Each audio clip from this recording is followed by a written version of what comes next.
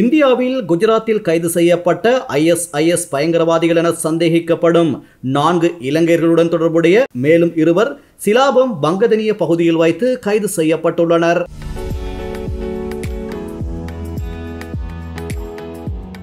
பயங்கரவாத தடுப்பு பிரிவினரால் குறித்த நபர்கள் கைது செய்யப்பட்டுள்ளதாக போலீசார் தெரிவித்துள்ளனர். கைது செய்யப்பட்ட 2 சந்தேக நபர்களும் சகோதரர்கள் என குறிப்பிடப்பட்டுள்ளது. இதேவேளை இந்தியாவில் அகமதாபாத் விமான நிலையத்தில் வைத்து கைது செய்யப்பட்ட இலங்கையைச் சேர்ந்த ISIS உறுப்பினர்கள் குறித்த மேலதிக விசாரணைகளுக்காக குஜராத்தின் பயங்கரவாத தடுப்பு போலீசார் இலங்கைக்கு வருகை தரவுள்ளதாக இந்திய ஊடகம் ஒன்று செய்தி வெளியிட்டுள்ளது. இது தொடர்பில் 2 பேரை இலங்கை போலீசார் தடுத்து வைத்துள்ள நிலையில் அவர்களையும் விசாரணை செய்யும் வகையில் குஜராத் போலீசாரின் இலங்கை விஜயம் அமைய உள்ளது.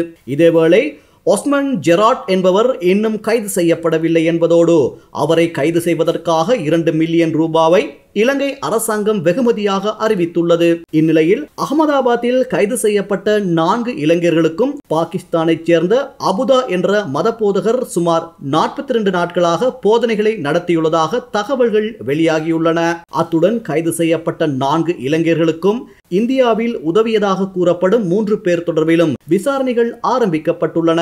கைது செய்யப்பட்டவர்களின் தொலைபேசி தகவல்களுக்கு அமைய பஞ்சாபில் பாகிஸ்தான் எல்லையில் ட்ரோன் வழியாக ஒரு ஆயுதம் வழங்கப்பட்டமை தொடர்பான விடயம் தற்போது விசாரணையில் சேர்க்கப்பட்டுள்ளது.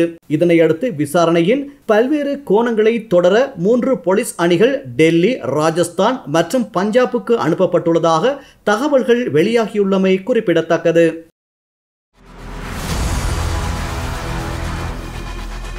இலங்கையின் முதல் நிலை முதற்கர செய்தி வழங்குனர் வீரகேசரியின் குறும் தகவல் செய்திகளை உடனுக்குடன் தமிழில் பெற்றுக்கொள்ள டயலாக் வலையமைப்பிலிருந்து REG இடைவெளி வீக்கி என்று பதிவிட்டு 87 960 என்ற எண்ணுக்கு குறுஞ்செய்தி ஒன்றை அனுப்புங்கள். வீரகேசரி செய்தியுடன் இணைந்திருங்கள்.